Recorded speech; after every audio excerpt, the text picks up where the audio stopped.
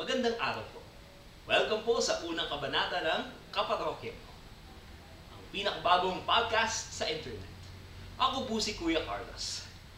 At layunin ng programang ito na maging kalakbay ng mga Kristiyanong Katoliko, lalo na ng mga Katolikong Pilipino. Hangad ng Kaparokya Mo na sama-sama nating pag-usapan at pagnilayan ang likas na kayamanan at kagandahan ng ating pananampalatayang Katoliko, lalo na pagdating sa ating buhay pagsamba, ang banal na liturhiya. Kaya samahan po ninyo ang kaparokya mo linggo-linggo, dahil ikaw at ako, tayong lahat, kaparokya. Ngayon ay ang unang linggo ng Kwaresma, ang ating 40 araw na paghahanda para sa maringal na pagdiriwang at pag-alala sa pagpapakasakit, kamatayan at muling pagkabuhay ng ating Panginoong Hesukristo. Pinagninilayan ngayon ng simbahan ang 40 araw at gabi ng pag-aayuno ng ating Panginoon sa ilang. At ang kanyang naranasang panunukso ng Diablo na kanyang napagtukumpayan. Dahil ang misyon niya ay ang tukdin ang kalooban ng Ama. Marahil may mga humahadlang din sa ating pagmimisyon. Hingin natin ang biyaya na tayo ay tumulad sa pagtalima kay Kristo. Ngayong panahon ng Kwaresma, Lenten season, 3 bagay ang hinihingi sa atin ng simbahan at ng ating Panginoon. Unang, panalangin. Prayer. Baka tayo ay hanggang bless us, O Lord lang ang kaya nating dasalin. Ngayon ay hinihingi sa atin na dagdagan pa natin ang ating oras ng panalangin. Hindi lamang ang pagdada sa ating Panginoon na kausapin natin siya ng kausapin, kundi pakikipagdialogo sa Kanya. And the best way to pray is to pray the Word of God. Madalas ay naka-display lang ang Bible sa bahay, but di natin pagpagpagin at buksan, pagnilayan ang salita ng Diyos, lalo-lalo na ang mga pagbasa sa misa. O di kaya, katulad ng kaparian at mga madre, tayong mga laiko, maaari natin umpisahan ang pagdarasal ng Liturgy of the Hours or the Divine Office, ang liturhiya ng mga oras, lalo-lalo na ang morning and evening prayer, pagdarasal ng mga salmo, o di kaya pagninilay sa buhay ng ating Panginoon, pagdarasal ng Santo Rosario, at lalong-lalo na tuwing Biyernes kasabay ng ating abstinensya ay ang Daan ng Krus, Stations of the Cross. Ang pangalawang hinihingi sa atin ng simbahan ay pag-aayuno, fasting and abstinence. Para sa mga 18 years old to 60, obligado ang fasting tuwing nakaraang Ash Wednesday at ang Paschal fast ng Good Friday na maaring o minumungkahing mag-extend hanggang Sabado Santo. At ang abstinence na from 14 years old pataas, ang hindi pagkain ng karne o ng iba pang uri ng pagkain. Para ba pumayat? Maaari, para sa iba, cosmetic reasons, no? Para to lose weight, no? To gain a good figure.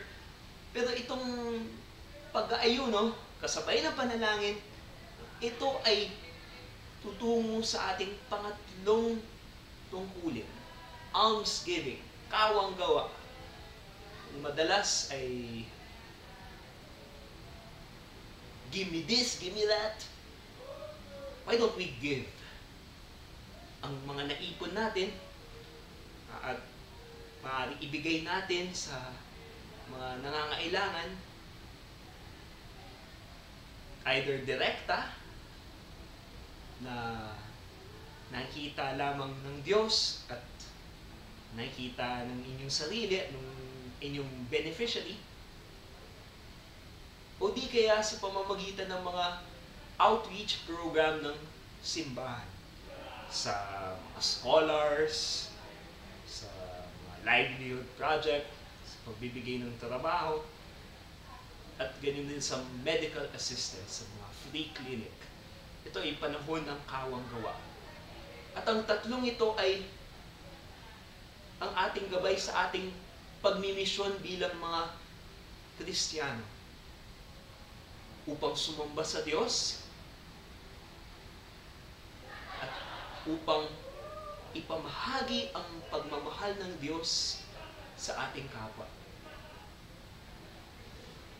Sa Ebanghelyo ayon kay San Marcos, maikli ang salaysay tungkol sa pagtutukso ng ating Panginoon. Mark chapter 1 verses 12 to 15. Binanggit lamang ni San Marcos na dinala ng Espiritu si Jesus sa disyerto. At nanatili siya doon ng 40 days na tinutukso ni Satanas. At naglingkod sa kanya ang mga anghel. At sa pag-uumpisa ng kanyang pagmimisyon, ay pinahayag niya ang kapatawaran ng mga kasalanan. To repent and believe in the gospel. Tumalikod sa kasalanan at sumampalataya sa mabuting balita. Ito ang mismong mga narinig natin nung nilagay ang mga abo sa ating mga noo. Ipanalangin natin ang bawat isa upang ating mapagtugumpayan hindi lamang ang pagtalikod sa kasalanan, kundi upang patuloy nating tamasahin ang ating freedom, kalayaan na gawin ang kalooban ng Diyos Ama. Ang kanyang misyon para panibaguhin ang sangkatauhan sa pagmamahal. Bilang pangwakas na panalangin, gagamitin natin ang pambungad na panalangin o ang collect ng unang linggo ng Kwaresma gamit ang bagong English translation. Sa ngalan ng Ama at ng Anak at ng Espiritu Santo. Amen. Grant, Almighty God, through the yearly observances of Holy Lent, that we may grow in understanding of the riches hidden in Christ, and by worthy conduct pursue their effects. Through our Lord Jesus Christ, your Son, who lives and reigns with you in the unity of the Holy Spirit, one God, forever and ever. Amen. In nomine Patris et Filii et Spiritus Sancti. Amen. At sumainyo ang ating unang kabanata ng ating lingguhang pagninilay at kwentuhan. Naway maging makabuluhan ang ating pagdiriwang ng panahon ng Kwaresma upang sa gayon magkaroon tayo ng isang ganap at happy Easter. Hanggang sa muli, ito ang kaparokya mo, Kuya Carlos Babian.